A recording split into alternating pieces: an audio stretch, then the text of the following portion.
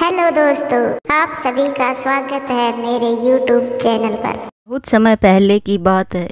किसी जंगल में टूनी चिड़िया रहती। टूनी ने एक ब्यूटी पार्लर खोल रखा था और जंगल की सभी चिड़िया उसी के ब्यूटी पार्लर में मेकअप करवाने आती। एक दिन सेठ कड़कनाथ की पत्नी रानो चिड़िया अपनी बेटी पिंकी चिड़िया के साथ टूनी के पार्लर के सामने से गुजर रही थी। रानो टूनी का पार्लर देखकर अपनी बेटी पिंकी से कहती है, अरे पिंकी, ये है वही पार्लर है ना जिसके बारे में कल तू मुझे बता रही थी। हाँ माँ, इस पार्लर को चलाने वाली टूनी बहुत अच्छा मेकअप करती है। ठीक है, आज मैं अपना मेकअप इसी पार्लर से करवाऊंगी। इतना बोलकर रानो अपनी बेटी के साथ पार्लर के अंदर चली जाती है और अपना मेकअप करवाने लगती है।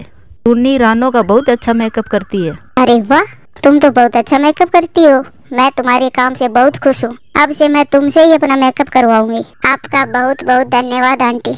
इसके बाद रानो टूनी के काम के दोगुने पैसे देती है और अपने बेटी के साथ वहाँ से चली जाती है। उसी जंगल में मीनू नाम की एक चिड़िया थी। वो भी एक पार्लर चलाती थी। मीनू बहुत घमंडी थी। जैसे ही मीनू को ये बात पता चलती है वो गुस्से से आग बबूला हो जाती है। ये क्या, सेठ कड़कनाथ की पत्नी तो हर बार मुझसे ही मेकअप करवाती थी।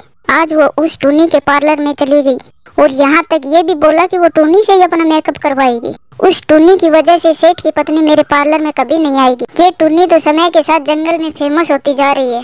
इसका कुछ करना होगा।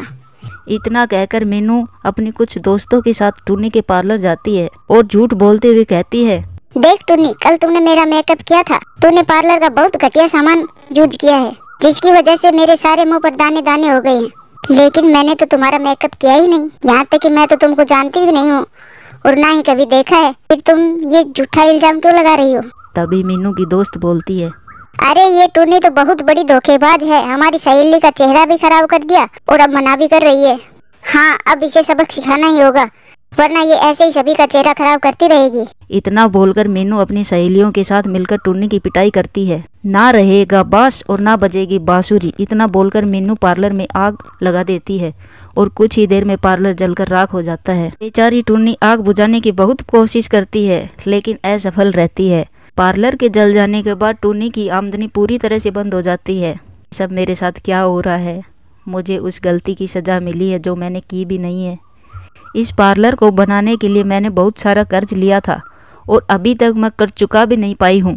कुछ दिन ऐसे ही चलते हैं। एक दिन जमींदार आता है क्योंकि जमींदार से टूनी ने कर्जा लिया हुआ था और अब टूनी के पास देने के लिए कुछ नहीं था। वो कुछ दिन की मोहलत मांगती है लेकिन जमींदार 10 दिन का समय देता है। ऐसे ही 10 दिन बीत जाते हैं लेकिन टूनी जमींदार का कर्ज नहीं चुका पाती और 10वें दिन जब जमींदार आता है और कर्ज नहीं मिलने के कारण वो उसे घर से निकाल देता है और उसका घर हड़प लेता है।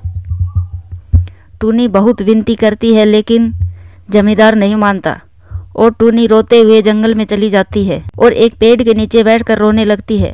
तभी उस पेड़ में से आवाज आती है, अरे चिड़िया, तुम यहाँ आकर क्यों रो रही हो? कुछ देर में अंधेरा हो जाएगा और जंगली जानवर आकर तुम्हें खा जाएंगे। जाओ अपने घर। मैं यहाँ से कहाँ जाऊँगी? मेरे पास रहने के लिए घर भी नहीं है। और पेड़ के ऐसे कहने से टूनी अपने साथ हुए सभी बातें उस पेड़ को बता देती है।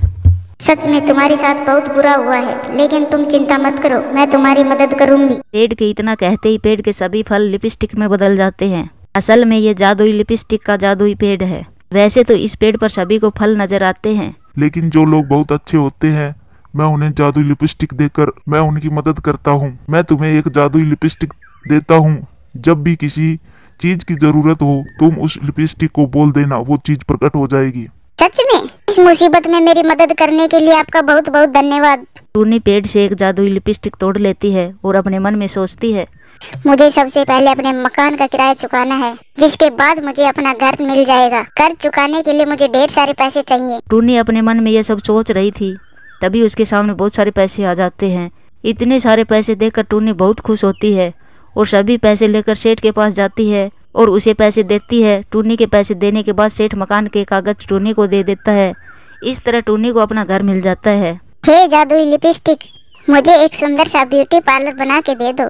ऐसा बोलते ही टूनी के घर के पास एक बड़ा व सुंदर सा ब्यूटी पार्लर बनकर तैयार हो जाता है। उस दिन के बाद टूनी फिर से जंगल में सभी पंछियों के मेकअप करने लग जाती है। धीरे धीरे ये बात फिर से मीनू को पता चल जाती है और वो गुस्से से लाल हो जाती है।